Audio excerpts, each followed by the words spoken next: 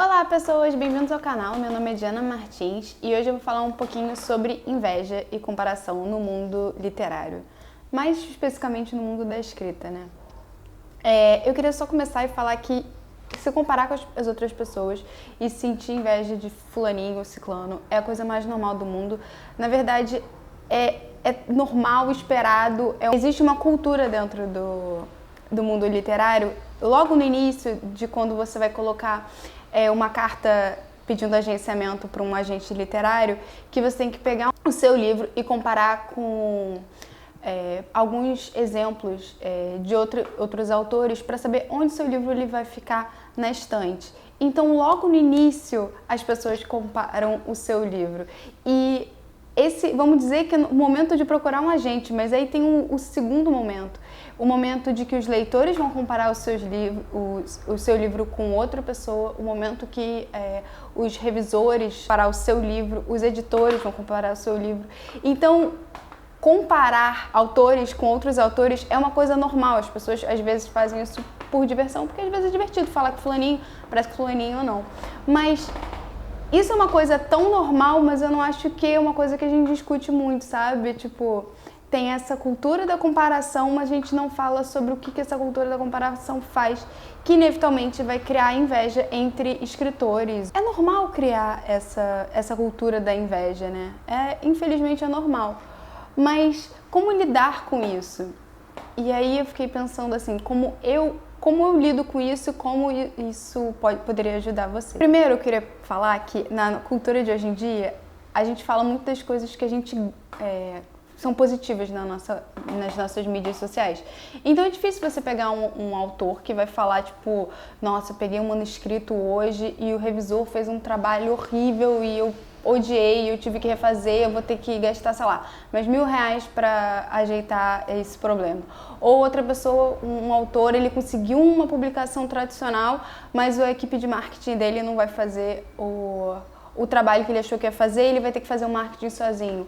Ou ele queria ir num evento e, na verdade, a editora deles não iam pagar e ele teve que pagar do próprio bolso.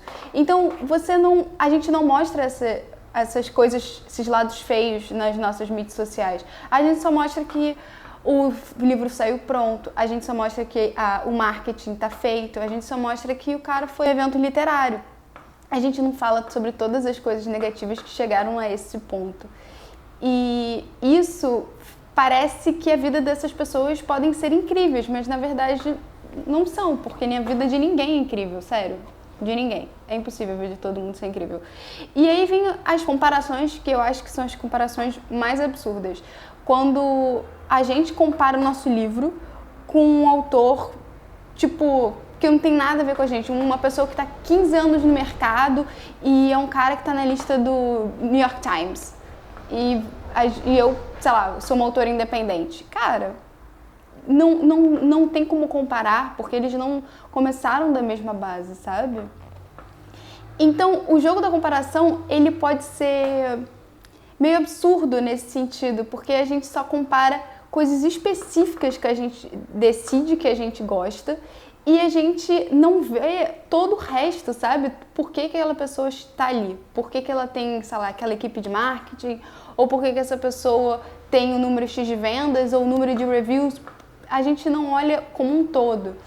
Então, eu estou aqui propondo para você, e eu faço isso também, quando você fosse comparar com alguém e sentir inveja de alguém, você tem que sentir inveja de absolutamente tudo.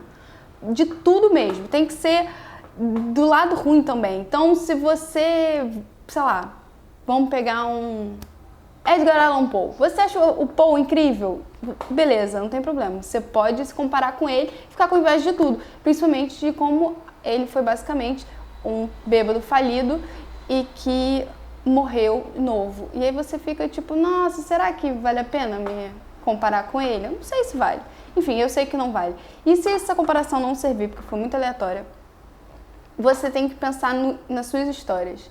Por mais que eu ache a história de outras pessoas incríveis e maravilhosas, eu tenho os meus livros favoritos e eu sou uma grande leitora, eu nunca ia deixar de escrever os meus livros para escrever os livros que eu li de outra pessoa. Então, quando a gente se compara, às vezes a gente se compara muito na questão de o que aquele livro ganhou e não em relação em obras. Mas se for para se compara em tudo. Se compara a obra, você teria escrito aquele livro?